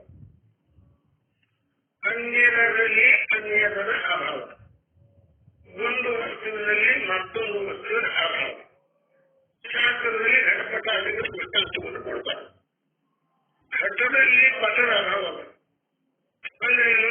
ಘಟ ಅಂದ್ರೆ ಪಟ ಅಲ್ಲ, ಪಟ ಅಂದ್ರೆ ಘಟ ಅಲ್ಲ. ಘಟದಲ್ಲಿ ಘಟ ಇಲ್ಲ, ಘಟದಲ್ಲಿ ಘಟ ಉಂಟು, ಪಟದಲ್ಲಿ ಪಟ ಉಂಟು. ಆ ಘಟದಲ್ಲಿ ಪಟದ ಅಭಾವದ ಅದರಂತೆ ಪಟದಲ್ಲಿ ಘಟದ ಅಭಾವದ. ಹೀಗೆ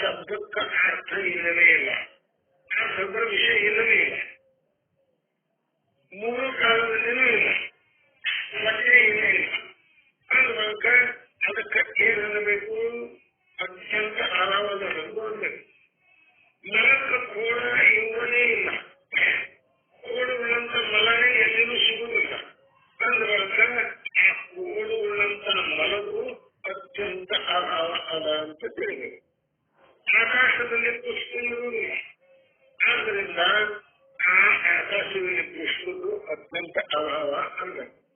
ಇಂಥ ಈ 4 ಅಭಾವಗಳ ಏನು ಅದಾವಲ್ಲ, ಇವುಗಳಿಂದ ರಹಿತವಾದದ್ದು ಅಂದ್ರೇನೆ ಭಾವವುಳ್ಳದ್ದು. ಅಂದ್ರೇನು? ಯಾವಾಗಲೂ ಇರತಕ್ಕಂಥದ್ದು, ಅದರ ಅಭಾವವೇ ಇಲ್ಲ. ಅಂದ್ರೇನು? ಅದು ಹುಟ್ಟಿಲ್ಲ, ಅದು ನಾಶ ಆಗುವುದಿಲ್ಲ, ಅದು ಇದರಲ್ಲಿ ಅದ ಇದರಲ್ಲಿ ಇಲ್ಲ ಅನ್ನುವಂಥದ್ದೇನು ಇಲ್ಲ. ಅದರಲ್ಲೂ ಅತ್ಯಂತ ಅಭಾವವನ್ನು ಹೇಳಲಿಕ್ಕೆ ಬರುವುದಿಲ್ಲ. ಅಂಥ ವಸ್ತು ಯಾವಾಗಂದ್ರೆ ಅದಕ್ಕೆ ಏನ್ ಅನ್ನಬೇಕು? ಚತುರ ಅಭಾವ ರಹಿತ ಅನ್ನಬೇಕು. ಅದಕ್ಕೆ ಏನು ಅನ್ನಬೇಕು? ನಿತ್ಯ ಅನ್ನಬೇಕು. ಅಂಥದ್ದು ಆತ್ಮ ಅನಾತ್ಮದ್ದು ಇದು ಯಾವಾಗ ನಿತ್ಯವ, ಯಾವಾಗ ಅನಿತ್ಯ ಅಂದ್ರೇನು? ಅನಿತ್ಯ ಅಂದ್ರೆ ಈ 4 ಪ್ರಕಾರದ ಅಭಾವದಿಂದ ಕೂಡಿಕೊಂಡಿರ್ತದೆ. ಆ 4 ಪ್ರಕಾರದ ಅಭಾವದಿಂದ ಕೂಡಿಕೊಂಡದ್ದು ಯಾವಾಗ ಮತ್ತು ಈ ಅಭಾವಗಳಿಂದ ರಹಿತವಾದದ್ದು ಯಾವಾಗ, ಇವು ಎರಡನ್ನ ಕಡೆ ಅಂದ್ರೆ ಆತ್ಮ ಮತ್ತು ಅನಾತ್ಮ ವಿವೇಕ ಅಂತ. ಆತ್ಮ ಇದು ಚತುರ ಅಭಾವ ರಹಿತರ ಈ ದೇಹಾದಿ ಪ್ರಪಂಚ ಇದು ಹುಟ್ಟುವುದಕ್ಕಿಂತ ಮೊದಲಿಲ್ಲ, ಇದು ನಾಶ ಆದ ಬಳಿಕ ಇಲ್ಲ. ಇದರಲ್ಲಿ ಒಂದೇ ಅಂದ್ರೆ ಒಂದು ಕಿವಿಯೊಳಗ ಕಿವಿ ಅದೇ ತಿರ್ಗ ಉಳಿದ ಎಲ್ಲ ಕಾಲಂದ ಕೈ ಸಾಯಲ್ಲ.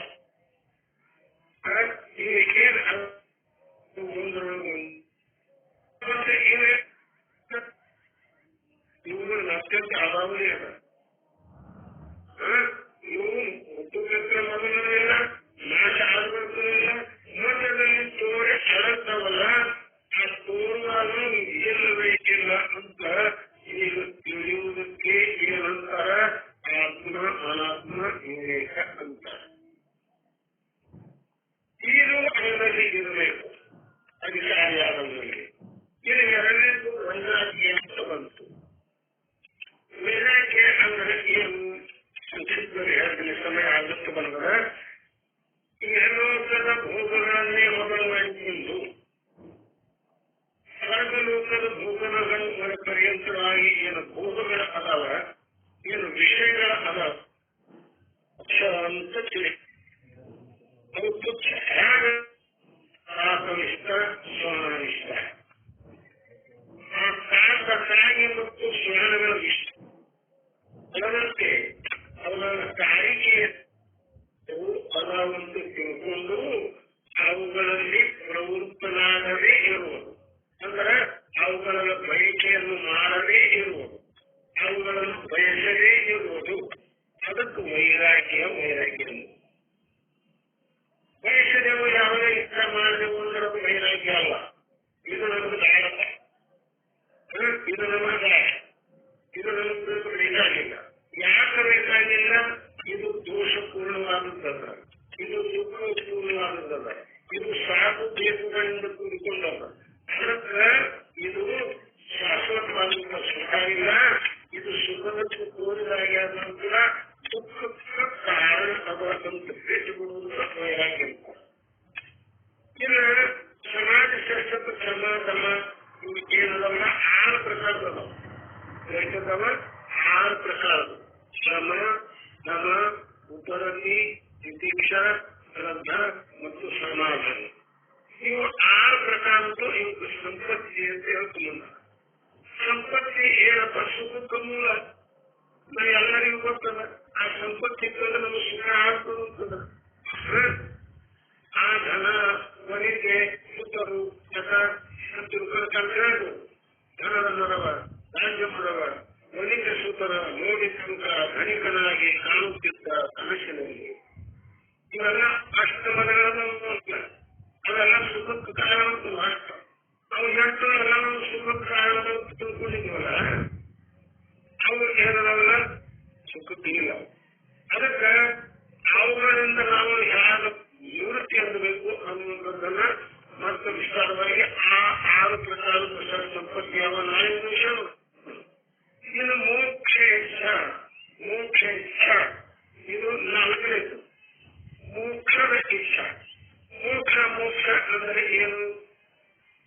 ಸರ್ವ ದುಃಖದ ನಿವೃತ್ತಿ, ಪರಮಾನಂದದ ಪ್ರಾಪ್ತಿ, ಅದು ಮೋಕ್ಷ.